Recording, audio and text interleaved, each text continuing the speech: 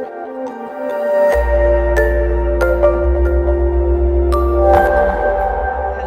and welcome to Janette's TV and Janette's TV podcast. I'm your host, Janette Burke.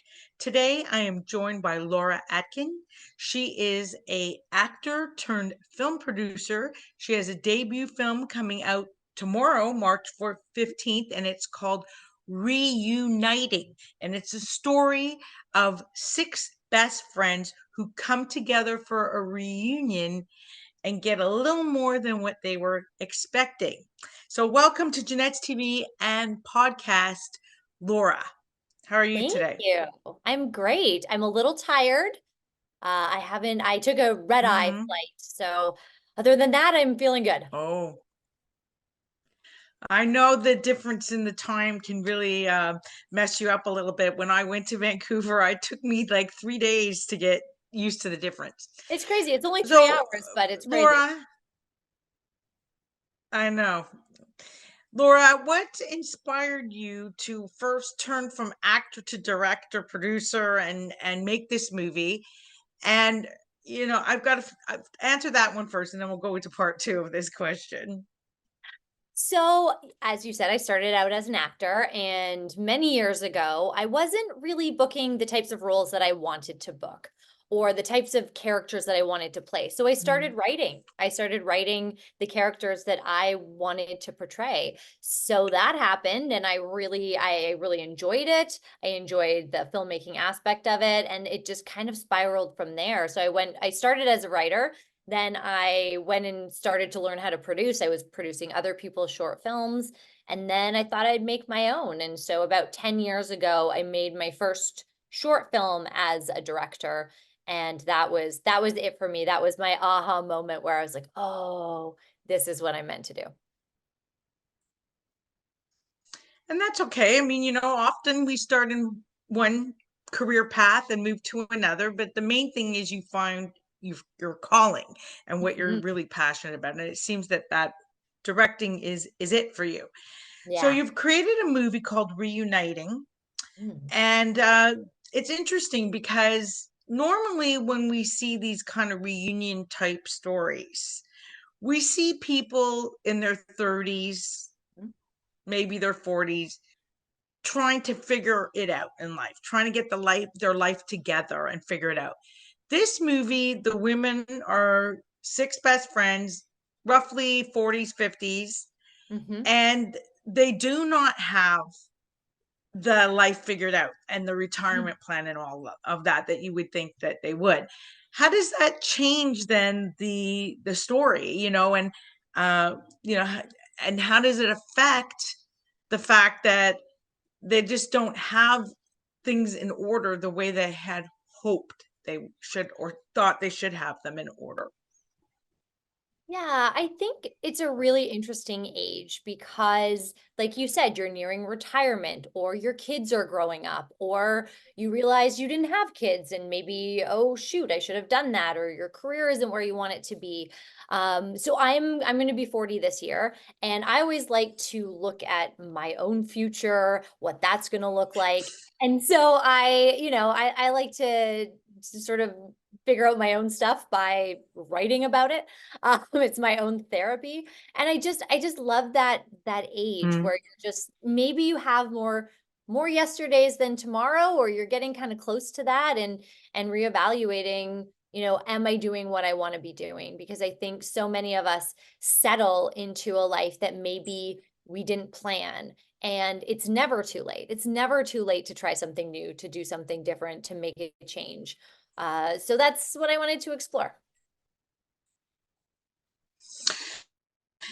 And you're exploring it from the eye of, not in front of the lens, behind the lens. Mhm.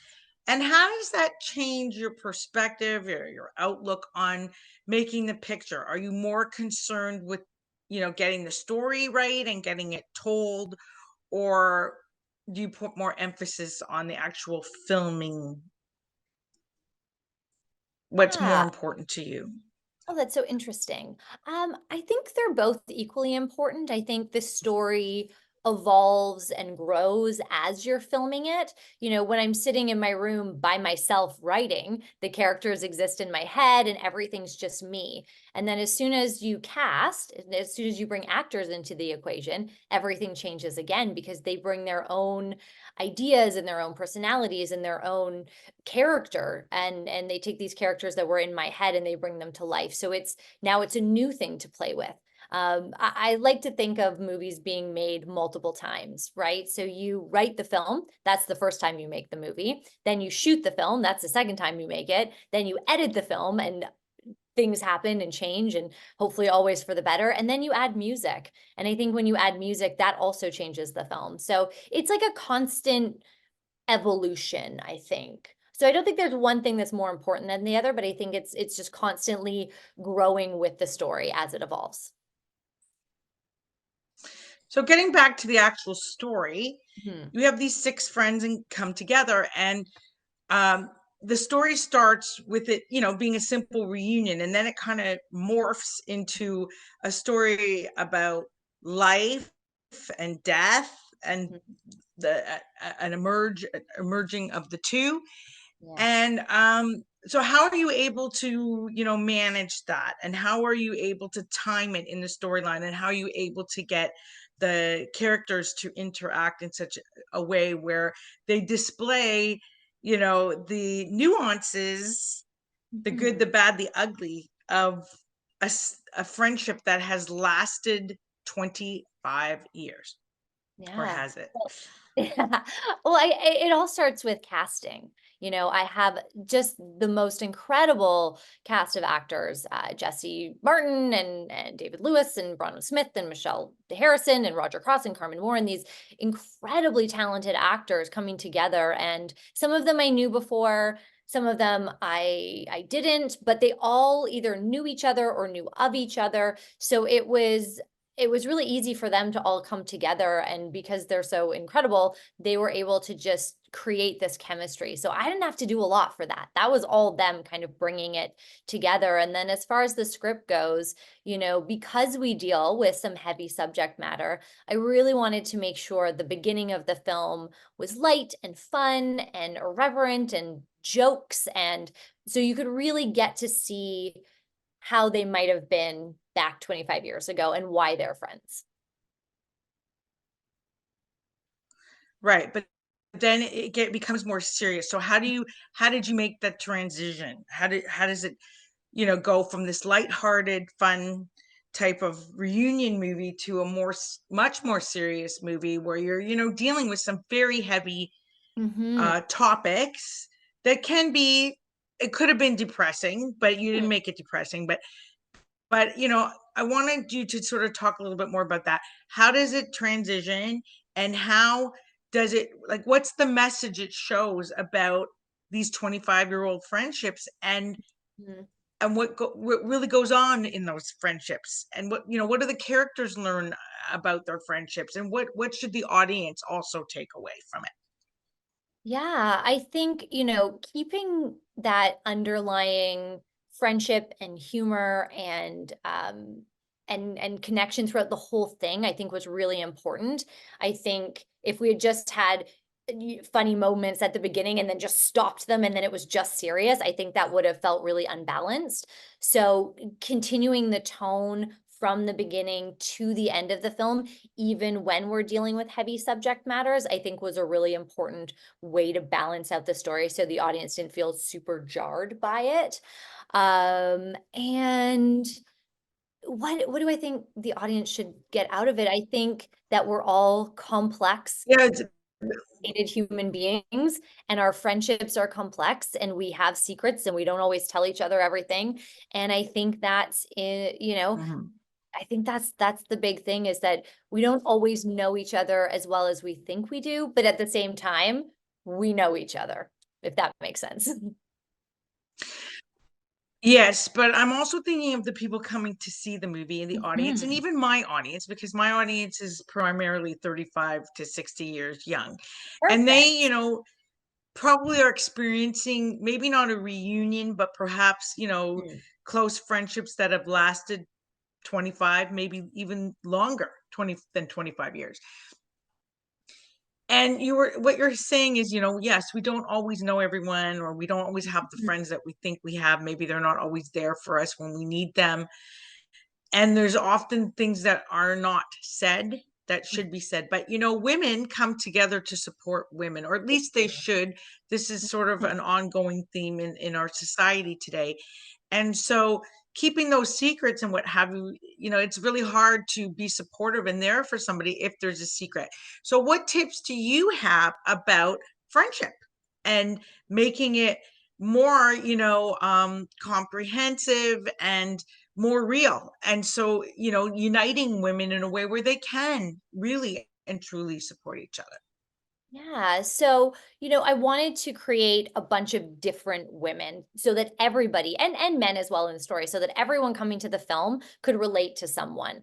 So that's sort of what I started with. But as far as female friendship goes, I have friends that I've been friends with since grade 2, since high school, since, college years. And I think when it comes down to it, honesty is what you said, really being honest and saying what you think and connecting with people. And if there's something that you feel, don't let it fester. I think that's what this movie shows, is if you don't say what it is you want to say, it bubbles and grows and turns into something much bigger than if you just said it in the first place. Hmm. And how do you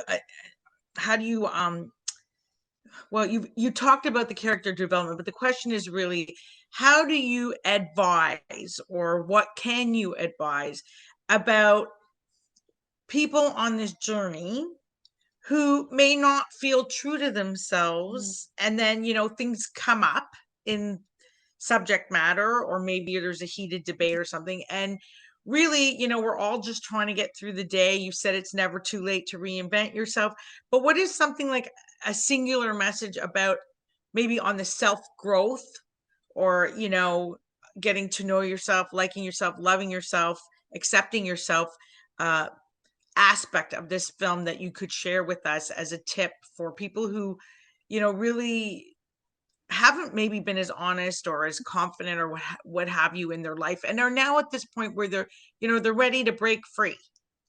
Yeah. What tips do you have to share about that? Well, I think for me anyway, it's the reminder of my own mortality. The reminder that, I just have this one chance, right? We're just here for this very small amount of time, and we are so lucky to be here and to be alive and to, have friendships and relationships and stuff. And don't waste too much time doing things that don't make you happy. Don't, you know, don't get caught in a a hamster wheel of continually doing something that you don't like, even if it's something as simple as picking up a paintbrush because you used to like to paint when you were younger, or finding something that you can put into your day that brings you joy, because that's what Hmm. we got. We don't have a lot of time, and I think it's so important that we just Right. do stuff that makes us happy. I mean, that's what I would say. And of course, we all have to i have would jobs i and would say, mortgages and stuff, but right. But I think also, to add to that, it includes, looking at your sphere, your circle, and yeah. not staying in toxic relationships Oh, I just agree. because you've known these people for X amount of years. Making sure that those relationships are actually serving you, and Mhm. that they're helping you move towards your goals. And Yeah, as we near absolutely. the end of this interview, I'm gonna throw in a couple more questions. We have All about right. 3 minutes left. Excellent. So why did you choose Bowen Island as the setting to film the this film in? And did that setting contribute, or how did it contribute to the overall um, story, or the effect of the story? What was your decision on that? Why did you choose that location? Well, it was really started out as just very practical. My mom lives there, and two of our actors Mhm. lived there. So it just Oh, started out as a very practical thing. okay. But I knew That I makes wanted sense. to have I wanted to have it somewhere beautiful, and I wanted to have it somewhere that felt like they were isolated and away, but not like a cabin in the woods or something like that. And Bowen just felt right. Mhm. Being able to film this movie in a small community during the pandemic, which was crazy, and support the local community. It just all felt Mhm. right, and it all came together, and it is beautiful. Like, the production value because of this beautiful place goes up exponentially. I didn't make it to Bowen Island. Unfortunately, I don't even know exactly where it is in relation to Vancouver or Victoria. Perhaps you could just sort of say where it is. Yeah, so if you're in downtown Vancouver and if you're driving towards Whistler, there's a little place called Horseshoe Bay. You go to Horseshoe Bay, hop on a ferry, 15 minutes, and you're on Bowen Island. So you can be from Bowen Island to downtown Vancouver, Hmm. including the ferry, in about 45 minutes. Wow. So that was a spot I missed. I'd like to get maybe go back one day and see that. I'd Yeah. never made it to Whistler, so that'd be another place to see. And Torino, that was another one I wanted to get to. I Mm. never got there. There's a lot to see and do in BC. It's a beautiful province to All explore. over our beautiful country. Okay, so we're nearing. Yes, we do have a beautiful country. We do. So, now tell us a little bit more about the opening of the film, because there's going to be, a few openings you were sharing with me before. And I'd like the audience to hear it so that they can sort of understand where they could maybe go to see this film. And maybe if they can't make it to one of the openings, maybe they could catch it on streaming or platform or what have you. So please tell us where we can, about your openings, where we can go to see the film, and even provide a website at a link for us. That would be great. And we'll link it in the show notes for you. Wonderful. So we're opening in movie theaters this week, so March 15th, in Vancouver and Toronto.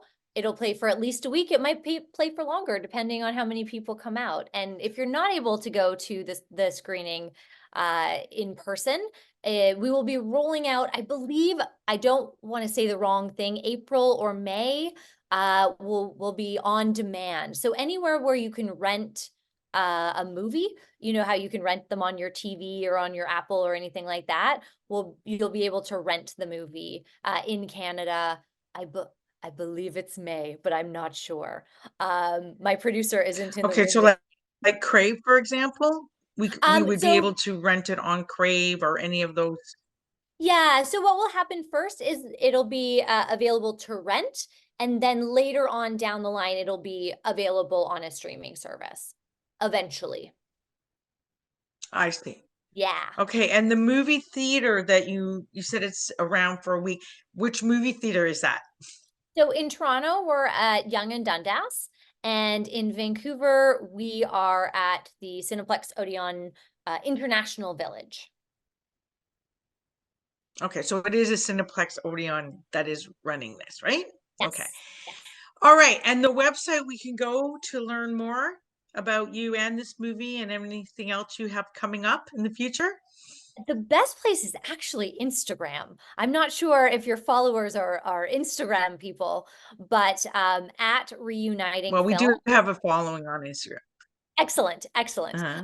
I am not Okay. amazing with social media, but my producer is incredible. And everything you need to know about the film can be found on our Instagram page at Reuniting Film. Okay, so we'll be sure to link your Amazing, link to Instagram. We'll also tag it with ours. And we do have a amazing. decent following on Instagram. Um, and we'll put whatever else we can. Is there anything else you would like to just sort of throw in now while we close out? Yeah, I just, if you haven't talked to one of your friends in a while, reach out. Go for dinner. Come see our film, maybe. But just, don't forget to go out and have fun with your friends. And remember, the movie's name is Reuniting, and that's what it's all about. So Mhm. I want to thank you so much, Lauren, for being with us today. I want to thank my wonderful viewing and listening audience for joining us today. This is Janette Burke, your host, signing off for Janette's TV and Janette's TV podcast. You can find us everywhere. You will be able to see the links in the show notes to keep watching us and keep supporting us. And thanks so much again for joining us and spending your time with us today. Thank I'll you so catch you much. next time.